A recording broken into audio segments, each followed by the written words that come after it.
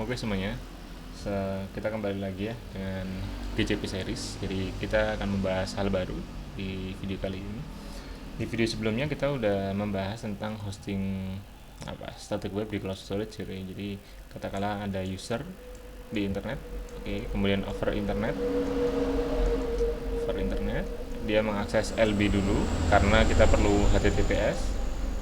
Oke, dari LB dia akan masuk ke cloud storage.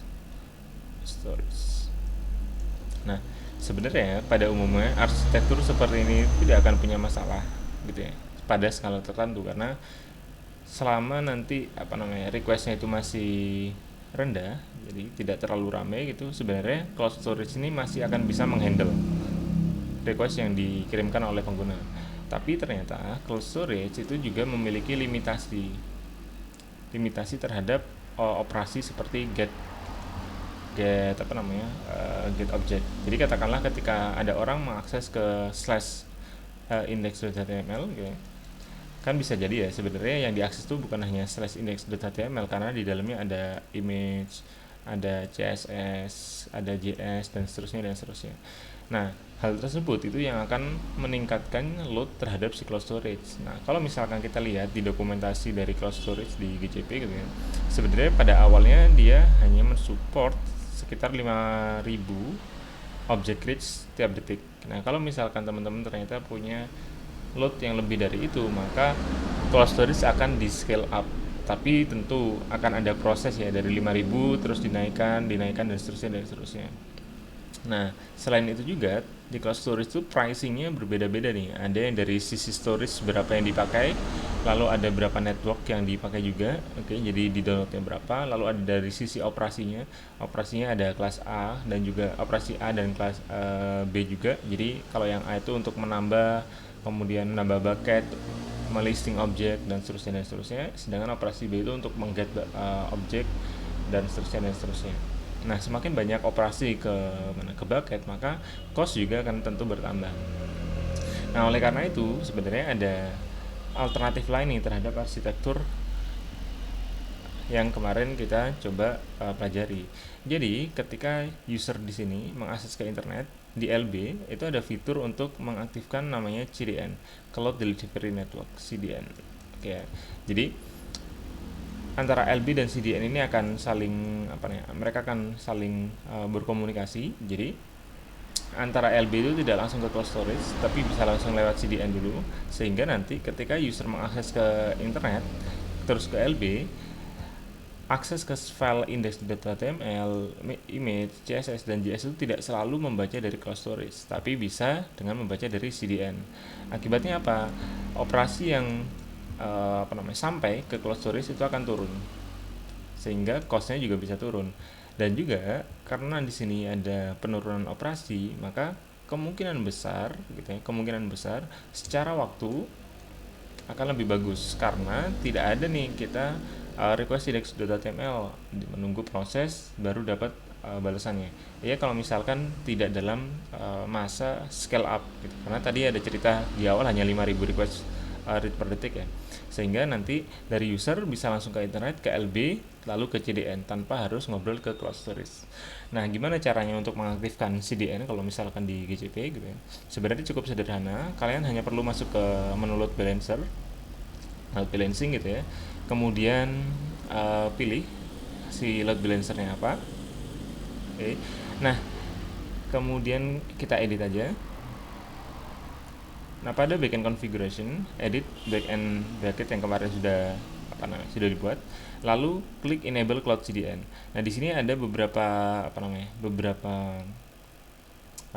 konfigurasi. By default semuanya di set 1 jam dan 1 hari. Jadi artinya ketika ada static asset itu ya yang diakses kemudian dimasukkan ke CDN, maka selama 1 jam ke depan itu ketika user request ke CDN, user request ke website tersebut, maka sebenarnya akan diakses aset yang ada dari CDN, tidak ke bucket langsung. Nah, gimana caranya untuk kita melihat hal tersebut gitu? Kita coba cek. Pertama kita tes aja si websitenya itu dengan Apache Benchmark. Oke, di sini ada tab monitoring. Nah, di tab monitoring ini kita bisa melihat bahwa sebenarnya untuk ke bucket itu seberapa banyak sih request yang masuk. Nah, walaupun ini nggak ini ya, apa namanya, nggak real time banget. Di sini ada cerita serve from backend bucket. Gitu ya. Artinya seberapa banyak sih sebenarnya request yang diproses langsung oleh bucketnya. Nah, kita coba tes dengan Apache Benchmark gitu ya. Kita connect dulu. Nah, idenya adalah kita coba tes sebelum mengaktifkan CDN dan setelah mengaktifkan CDN. Seberapa banyak sih sebenarnya request yang masuk ke backend bucket ini? Kita coba cek, oke, masih connecting. Targetnya masih sama, web status yang kemarin di setup, gitu ya. Oke, masih loading. Oke, nggak apa-apa.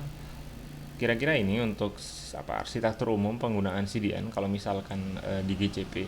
Nah, menariknya adalah kalaupun teman-teman punya aplikasi web yang statis gitu ya, aplikasi web yang memang bukan static web gitu, tapi aplikasi web pada umumnya, CDN juga masih akan tetap berfungsi gitu, karena pada akhirnya ketika teman-teman meng-serve aplikasi web kalian gitu, kan sebenarnya pasti ada CSS, JS dan seterusnya. Dan kalau itu nggak di case di CDN, maka itu akan memenuhi load dari si web servernya, karena harus ada yang men-serve request terhadap aset tersebut. Oke, kita coba cek dulu apakah oke. Kita mulai ya dengan melakukan testing menggunakan Apache Benchmark. Komennya sederhana, AB spasi main C, concurrent-nya berapa? Saya set 100 saja. Main N, jumlah request yang ingin diproses dengan 100 concurrent itu katakanlah 2000 lah. 2000, kemudian alamat dari si website yang ingin dites. Oke, jangan lupa slash. Oke, terus kita enter, kita tunggu aja. Oke, udah ya, kita tambahin lagi. Oke, 3 kali, 5 boleh lah, 5. Oke, kita lihat ya di sini. Nah, kita sambil itu menunggu di mana, di sisi dashboard yang ada di GCP, di tab monitoring ini. Nah, sambil itu kita coba aktifkan juga gitu, untuk fitur si load CDN-nya. Oke, balik ke backend bucket, kemudian kita enable si cloud CDN, set saja jam. Oke, kita update. Sebenarnya di sana juga bisa di set lebih kecil, contohnya 1 menit, 2 menit, 3 menit. Tujuannya apa? Kalau misalkan ternyata teman-teman nih punya aplikasi yang pengen sering diubah, atau pengen ketika diubah sesegera mungkin user itu bisa melihat perubahan tersebut, maka set TTL-nya lebih kecil. Baru ketika memang aplikasi webnya itu tidak banyak berubah, set ke TTL yang lebih besar. Kita update ya. Oke, harusnya proses update-nya nggak terlalu lama juga untuk di sini. Oke, lihat di pojok kanan ini ada gambar lingkaran berputar. Oke, kalau udah hijau artinya udah selesai. Kita cek, oke, masih belum ada nih untuk si cerita apa namanya, dashboardnya belum ada ya, nggak apa-apa, kita coba refresh. Nah, sambil menunggu itu kita coba untuk tes ulang nih dengan ketika CDN diaktifkan. Oke, kita coba lagi, sampai 5 kali juga ya.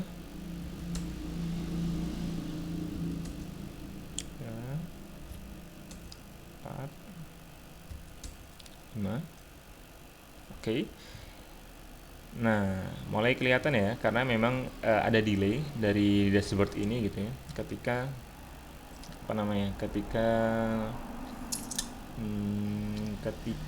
kita melakukan request.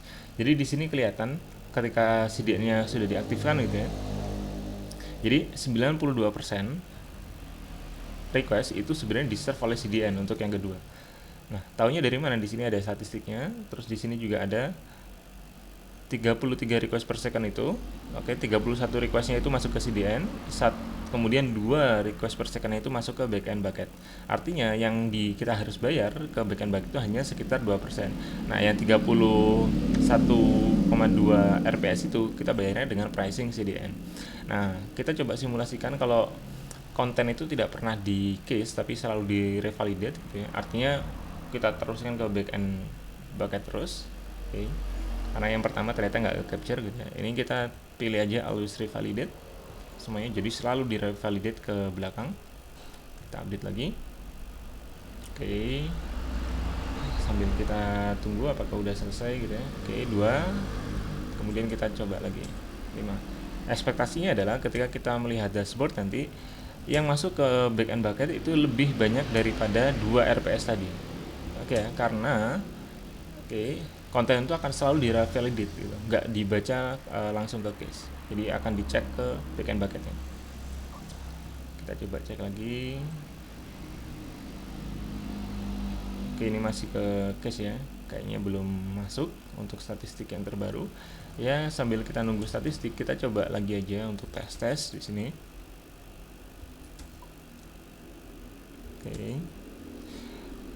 Oke, yang perlu teman-teman pahami juga, ada resiko ketika teman-teman menggunakan CDN, ya itu dimana ketika konten itu berubah di sisi origin, itu bisa tidak serta-merta berubah di sisi klien. Makanya untuk beberapa kasus memang ada aset-aset yang tidak ditaruh di CDN karena justru akan membuat kebingungan dari sisi user gitu. Ketika si web admin bilang, oke, konten udah diupdate dan seterusnya, tapi ternyata di sisi user enggak gitu. Ya, itu mungkin terjadi gitu. Oke, kita coba masuk lagi aja.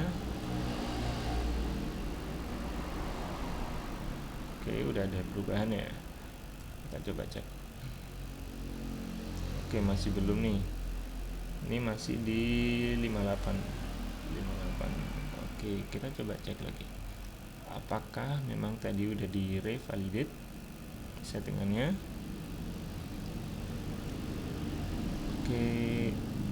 Oke kok udah revalidate semua. Terus ini udah sukses. Oke, kita coba cek lagi aja. Apa karena memang ya apa ya istilahnya, si case-nya itu tidak langsung muncul si dashboardnya, jadi ya kita sambil tunggu aja. Nah, ini udah mulai kelihatan ya. Jadi di yang tadi itu, oke, bentar. Ini udah mulai kelihatan kok. Kita coba tambahin aja deh. Ke angka 5000.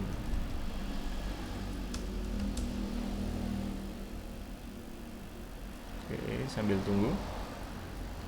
Ini juga.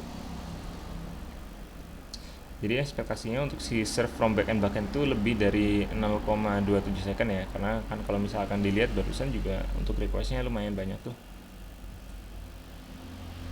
Oke, kita masih tunggu aja, nggak apa-apa.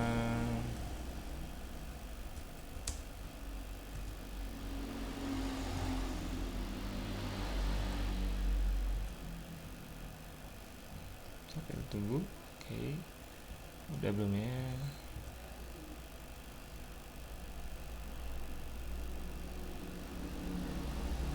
Oke, kenapa sebentar? Save from case bucket. Ini masih dianggap dari case ya. Oke, kita coba cek dulu settingannya, ada yang sesuai, apakah ada yang miss. Enable cloud CDN, oke, belum, oke. Always revalidate, iya benar, always revalidate.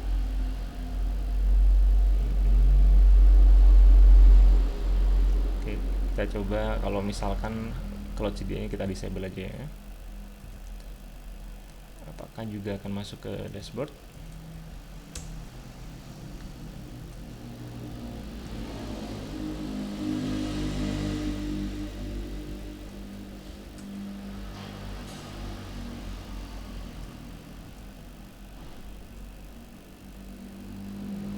Oke, ini ada 2 RPS tapi kecil juga.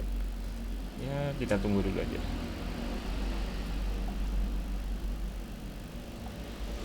Ini intervalnya nggak bisa lebih besarkan, sorry, dikecilkan maksudnya, jadinya kita nggak bisa lihat lebih real time. Casing juga nggak ada. Oke.